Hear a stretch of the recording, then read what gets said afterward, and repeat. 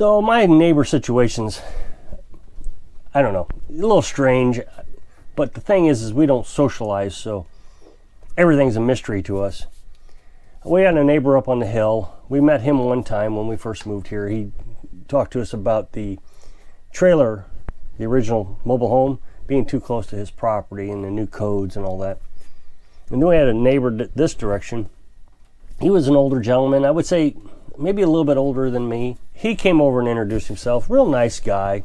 Now, what was interesting about him was he lived over here for free. There's two houses on this piece of property, a small house and then a larger house that was built later. He lived in a little small house, but his son is the one that owned the property, his son and his wife. They had two children, a little girl and a boy. So he lived there, kind of took care of the place, watched after it, cut the grass, the old man did. And then the kids, the people who owned the property, would come over on weekends. Now the old man, he kind of kept tabs on us, and he knew that we were cutting firewood. He offered to let us have a tree over there, but then his son said, no, we don't have insurance over there. We don't want me on the property and get hurt and then sue him. So, I mean, that all made sense, but the guy was friendly. Now, since then, he has moved. The son kicked him off the property. Now, everything I'm getting ready to say from this point forward is an assumption on our part because we have no idea, to be honest. But I am thinking that the son and his wife broke up. Now, I met the son one time. He said he was moving to Florida. I thought he was taking the whole family, but I'm guessing what happened is he moved to Florida, and the wife and the kids moved in over here. They also moved in one other girl. Now, the reason I think it's the wife, the kids, and one other girl, most likely the woman's sister. The sisters are both adults, but they're all redheaded. And so the wife, before they broke up, was redhead. The kids were redhead. Now there's a redhead over there and another redhead. So there's two adult redheads, females, and then the two kids, a boy and a girl. Of course, the boy and the girl are much older now. As you know, we have this wood stove, and we got 15 years of firewood out there. Like I said, the old man kind of kept track of our firewood situation. Now, this is an efficient EPA wood stove. I've talked to you many times about this wood stove and how amazing it is.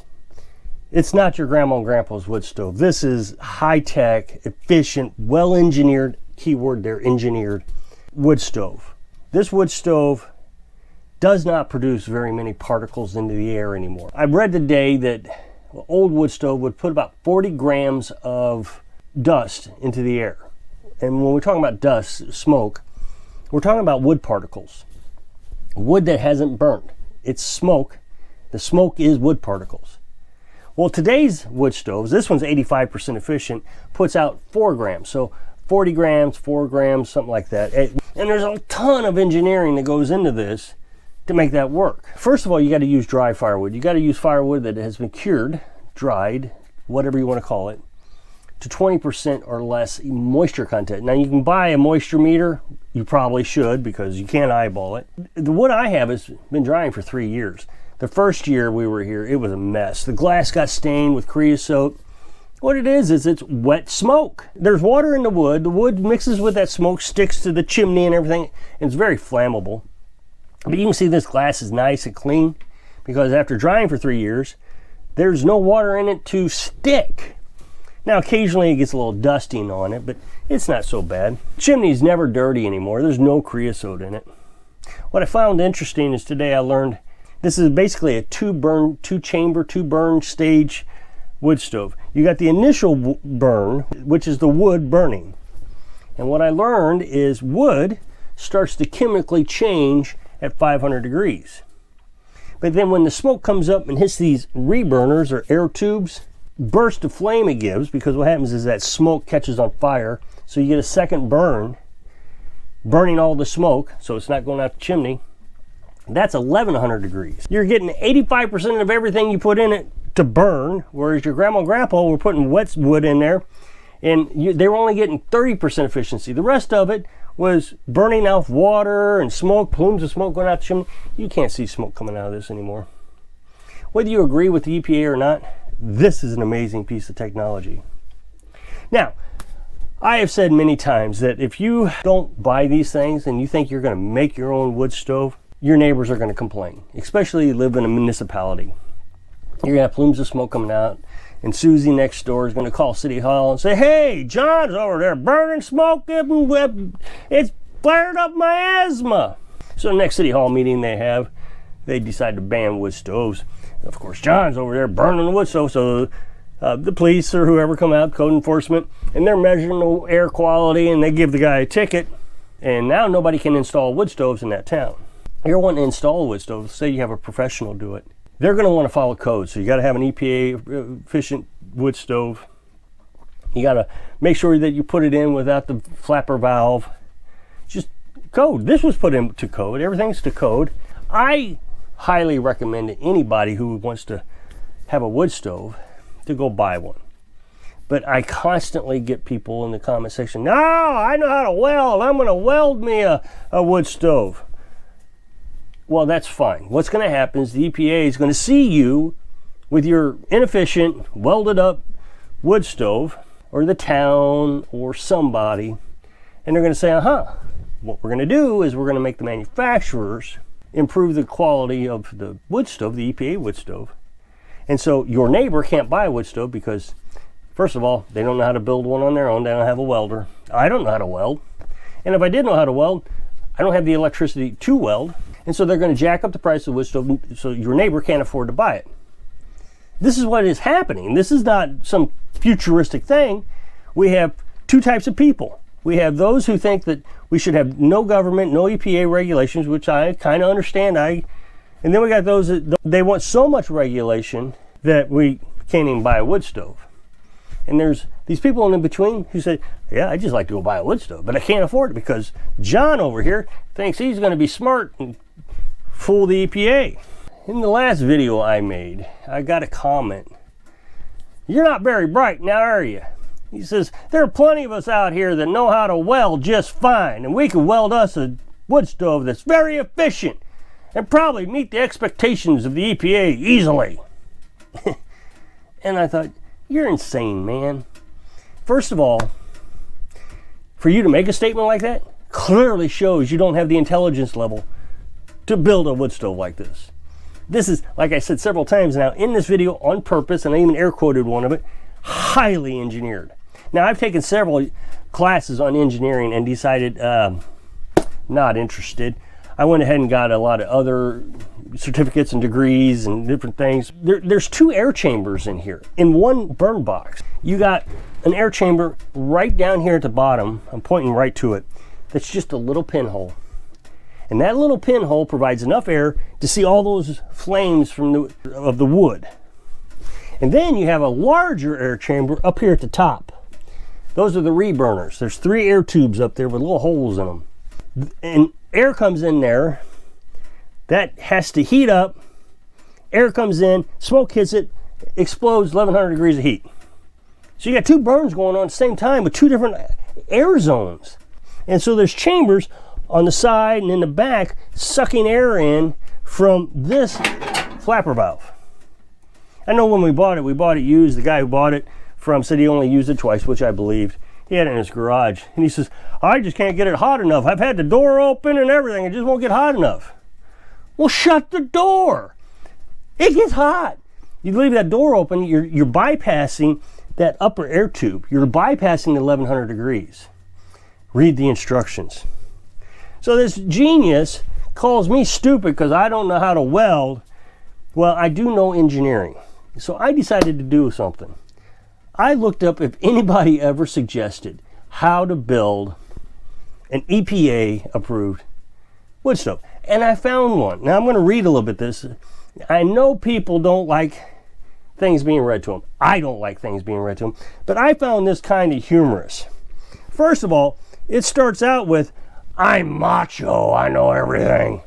Because the first sentence aggravates me. So this is a company that this guy emailed, a wood stove company. Says, I don't want to hurt your feelings. Right there, I know that he's going to be a jerk because there's a different way that you could have worded that. Hey, I have a question. I can't really afford a wood stove, or I don't like the size of your wood stoves. There's a lot of things he could have said that made it easier to comprehend, but he says, but I just don't like any of your wood stoves you offer, or any of the wood stoves I've seen anywhere else. They're all too small.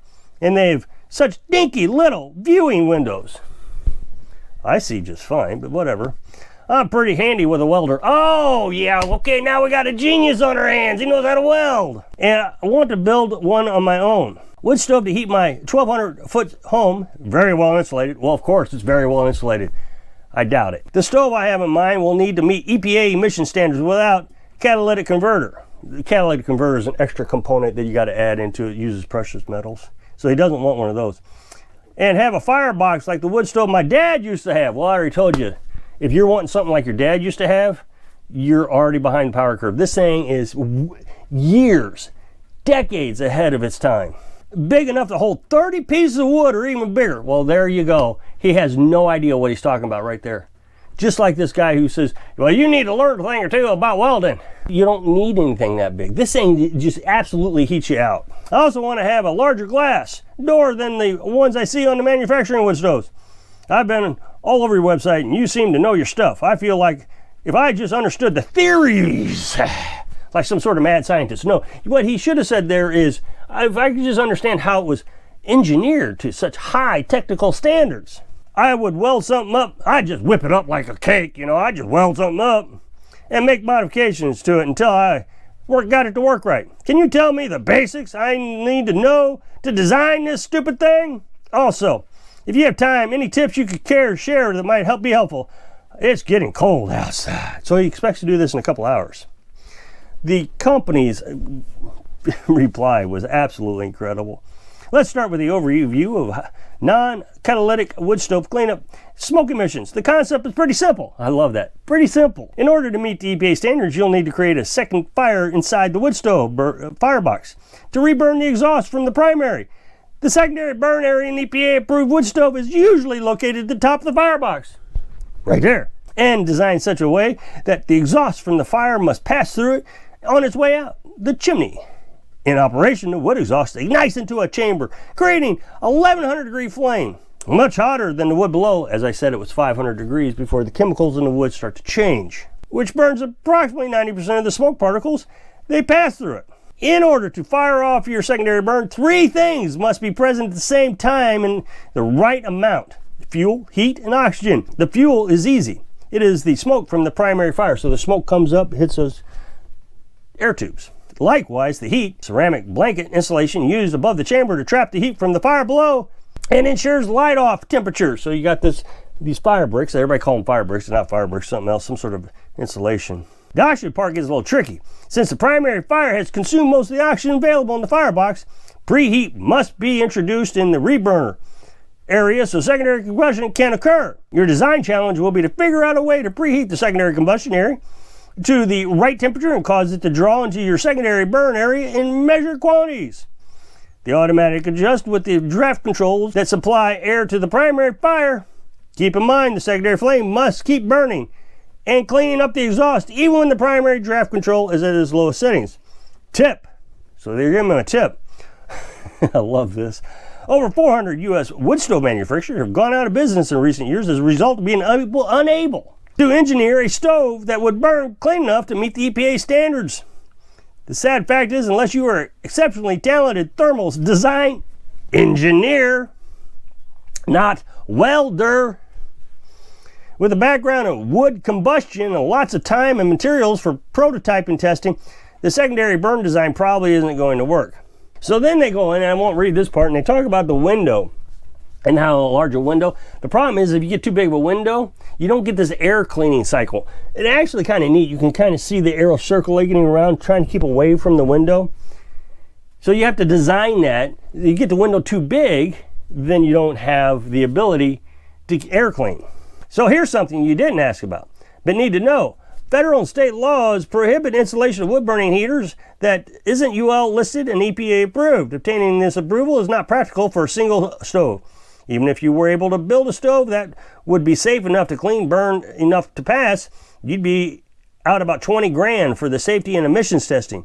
If you were to go ahead and install a home-built wood stove without listing labels from the testing labs, you most likely wouldn't be able to get a permit from your code authority to install it. In the event of fire claim, the insurance adjuster might notice the lack of listing labels and ask to see your installation permit, at which point your coverage would probably hit the fan. This is the arrogance of people who think they know everything when they don't know anything. They come into my channel, I was just called kind of stupid for not having goats, cutting grass. Goats don't need gas, and they were SHTF proof.